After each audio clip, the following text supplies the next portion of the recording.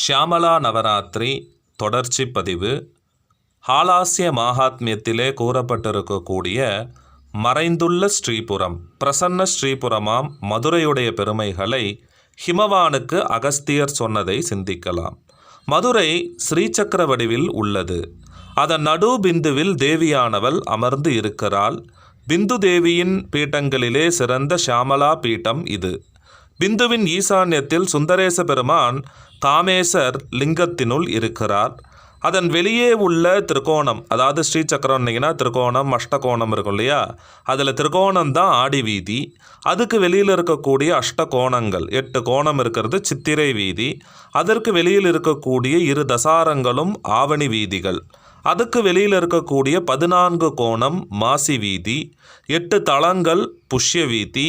அதன் வெளியிலே இந்திரன் முதலான திக் பாலகர்கள் ஸ்தாபித்து வழிபட்ட லிங்கங்கள் அமைந்திருக்கக்கூடியது ஷோடச தலம்.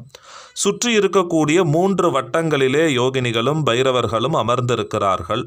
பூபுரத்தின் துவாரங்களில் புஷ்பவனம் சத்யாத்ரி, ஸ்ரீ பத்ரிகா நகரம் விருஷபாச்சலம் அமைந்திருக்கிறது.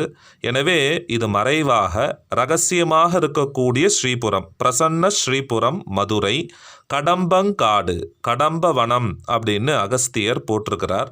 மீனாட்சி ஒவ்வொரு வேளையிலும் ஒவ்வொரு சக்தியாக விளங்குகிறாள்.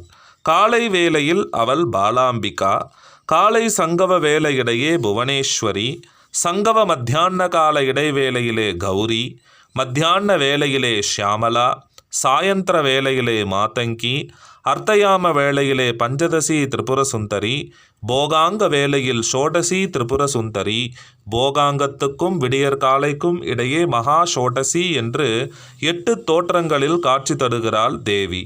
போகாங்க வேளையில் தரிசனம் பெறுவது அரிது. ஸ்ரீபுரமானதால் முதலில் தேவிக்கு பூஜை.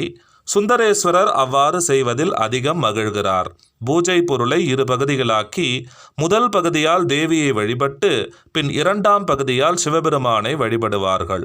இருவரையும் தனித்து வழிபட இயலாத போது தேவியை மட்டும் வழிபடுவதும் போதுமானதே. குல ஆகம வழிபாடு மதுரைக்கு வெளியே. இங்கு சித்தாந்த காமிகாகம முறைப்படி வழிபாடு நடைபெறுகிறது. சிவபெருமானுடைய நெற்றிக்கண் ஜோதிக்கண்ணாக பாண்டிய நாடு. பாண்டிய நாட்டிலே மகுடம் சூடி பட்டாபிஷேகம் பெற்ற குலசேகர பாண்டியனுடைய தலைநகரம் மதுரை.